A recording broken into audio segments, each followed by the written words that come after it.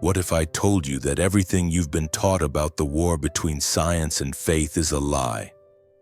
What if the greatest minds in human history, the very founders of modern science, were not enemies of God, but his most devoted servants? You've been deceived. We all have. For centuries, you've been told that intelligent people must choose. Either you believe in God or you trust science. But here's what they don't want you to know. 65% of Nobel Prize winners believe in God. The most brilliant scientific minds of our time see no conflict between their faith and their discoveries. But who benefits from this lie? Who gains when humanity is divided between heart and mind, between wonder and knowledge? The answer will shock you, because this deception runs deeper than you ever imagined. You're about to discover that the very foundations of modern science were built not despite faith, but because of it. Someone wanted you to believe that seeking God and seeking truth were opposite paths. But what if they're the same journey? What if every equation, every discovery, every breakthrough is actually a love letter from the Creator to His creation? If you're ready to uncover truths that have been hidden from you, subscribe now, because what you're about to learn will transform how you see everything. Isaac Newton, the man who unlocked the secrets of gravity and motion, wrote more about the Bible than he ever did about physics. While you learned his laws of motion in school, they never told you that he spent more time studying prophecy than planetary orbits. Newton didn't see God as his competitor. He saw him as his collaborator. Galileo Galilei, the man accused of warring against the church, actually defended his faith more passionately than his telescopes. When he proclaimed that the earth moved around the sun, he wasn't attacking God. He was celebrating the magnificence of God's design. Mathematics is the language with which God has written the universe, he declared.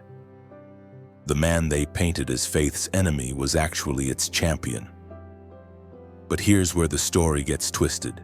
The conflict wasn't between Galileo and God. It was between Galileo and politics, between new truth and old power structures. The church's resistance wasn't theological. It was institutional fear of change. They weren't protecting God from science. They were protecting their authority from progress. Johannes Kepler, who discovered the laws of planetary motion, wrote, "I was merely thinking God's thoughts after him." Every mathematical equation he derived was, in his mind, an act of worship. The precision of planetary orbits wasn't random chaos, it was divine choreography. These weren't men who abandoned faith for facts.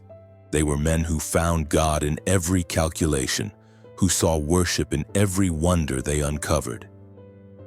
But if the founders of science were believers, then who convinced you they were enemies of faith? Inside every cell of your body right now, there's a code. Not just any code. An information system so complex that it makes every computer program look like a child's drawing. Your DNA contains 3.2 billion letters of genetic instruction precisely arranged to build not just your body, but your consciousness, your emotions, your capacity to love and dream and wonder. But here's what sends shivers down the spine of every honest scientist. Information always requires an informer. Code always requires a coder.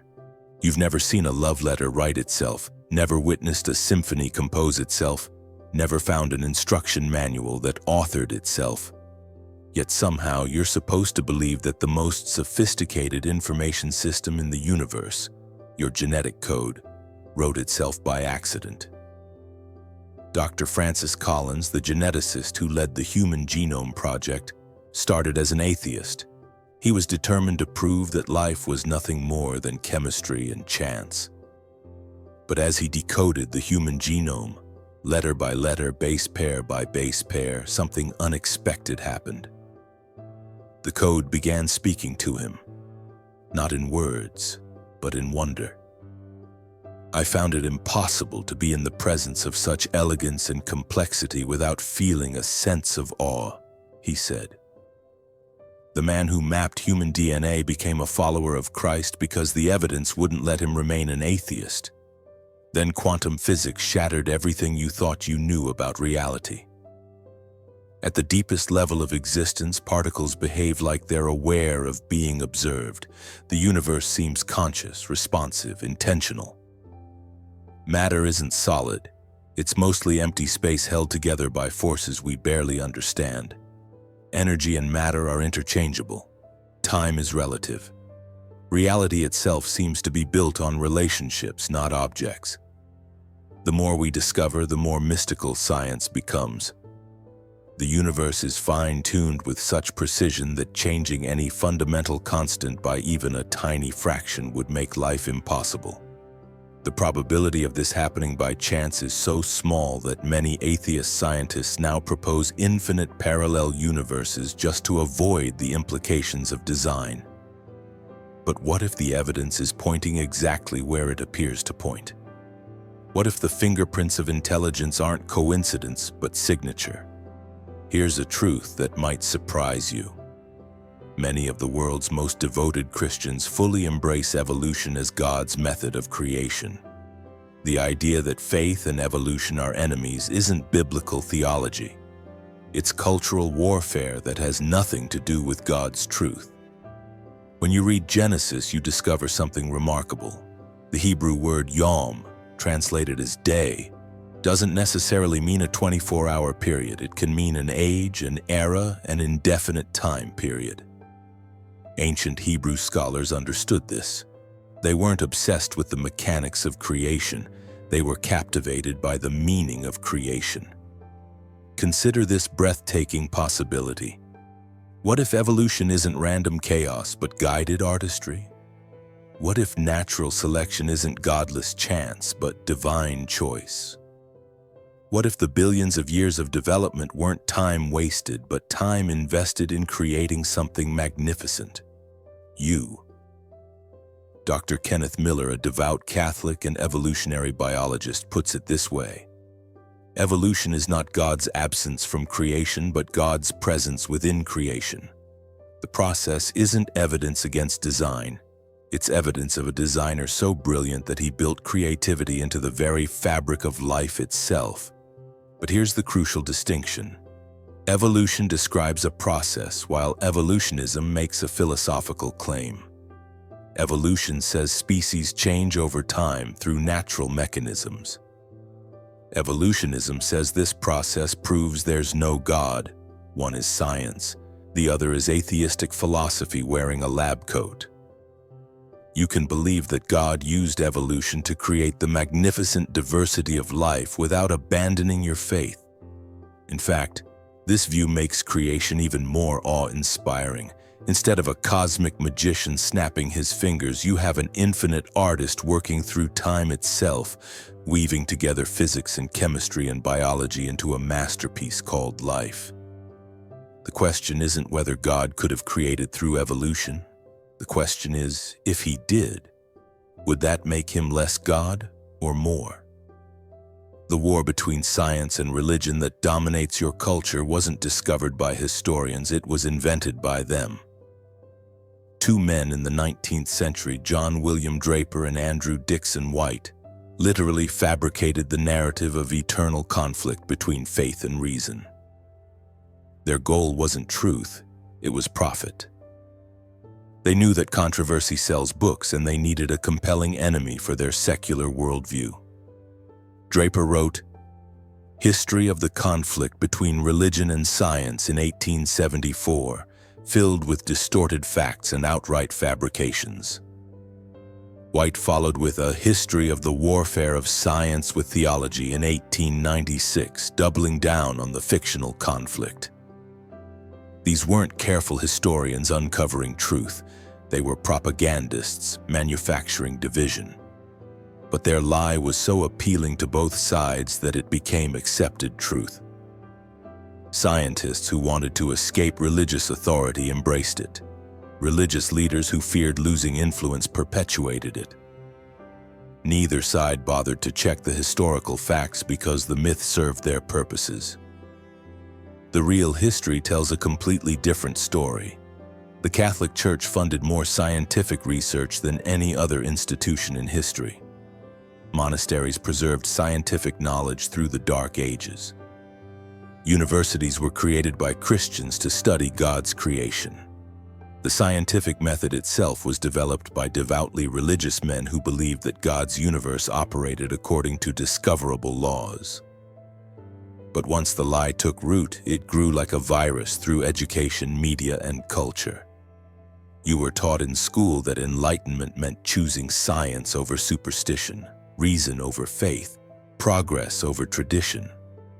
You were never told that the greatest scientists saw no such conflict, that many of them were motivated by their faith to pursue truth wherever it led.